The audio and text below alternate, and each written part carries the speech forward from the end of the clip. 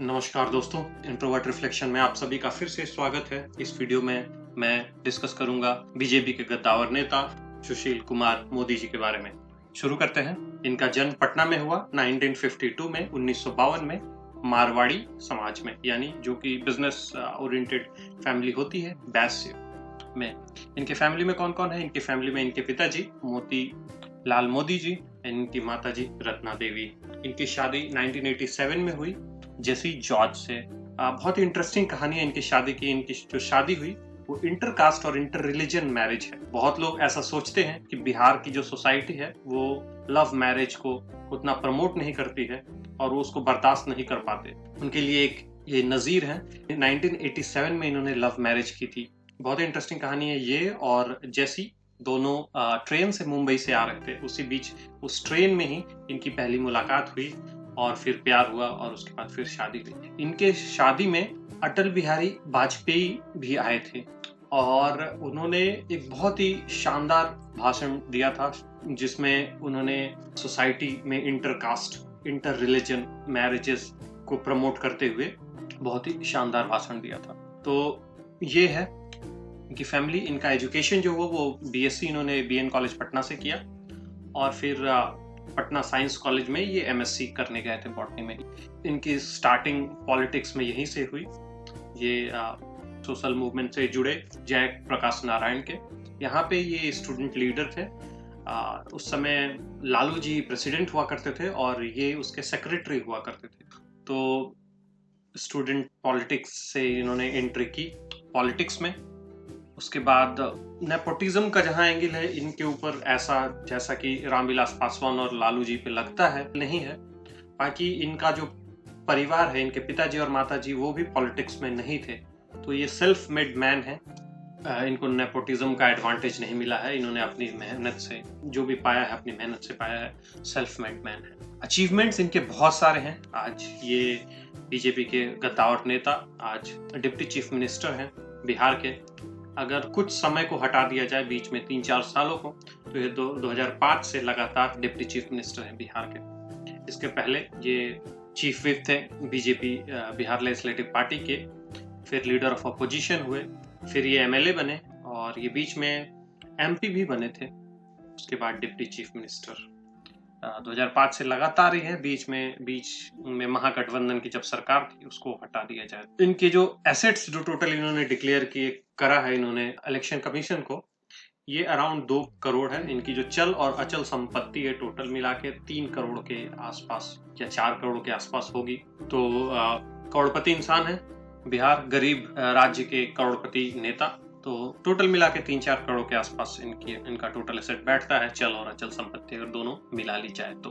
Corruption free एक तरीके से इनको बोल सकते हैं। इन पे करप्शन के कोई बहुत बड़े चार्जेस नहीं लगे हैं, लेकिन model code of conduct election commission का, उसके वायलेशन के इनके ऊपर चार्जेस लगे हैं। एक बार ये इलेक्शन कमीशन ने फ्री भी बांटने के चक्कर में इनको गिल्टी भी पाया था। ये लैपटॉप और टीवी बांटने की कोशिश कर रहे थे या फिर बांटने का आश्वासन दे रहे थे लोगों को ताकि वो वोट उनको मिल पाए।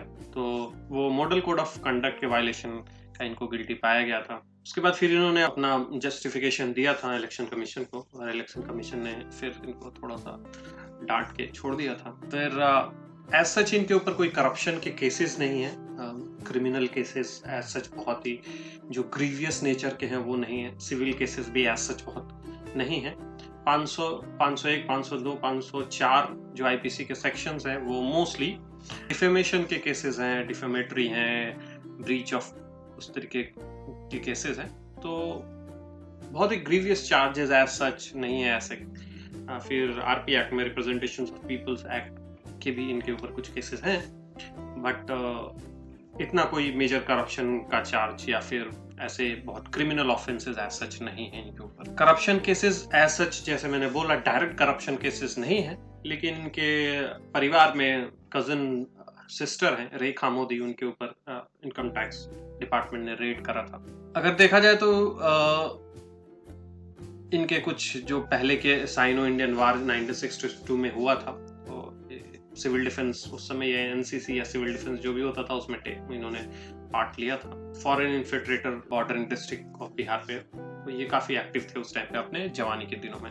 विजन और मिशन की बात करते हैं, बहुत ही गुड एडमिनिस्ट्रेटर, इनको गुड एडमिनिस्ट्रेटर माना जाता है पॉलिटिकल सर्किल में और ब्यूरोक्रेसी में। एक चैनल को दिए हुए इंटरव्यू में इन्होंने ऐसा बोला कि जो बड़ी फैक्ट्रीज हैं वो बिहार में नहीं लग सकती, और इनका आर्गुमेंट ये था कि क्योंकि बिहार में डेंसिटी ऑफ पॉपुलेशन बहुत ज्यादा है, पर स्क्वायर मीटर घनत्व पॉपुलेशन का बहुत ज्यादा है, तो लैंड एक्विजिशन में बहुत परेशानी आती है।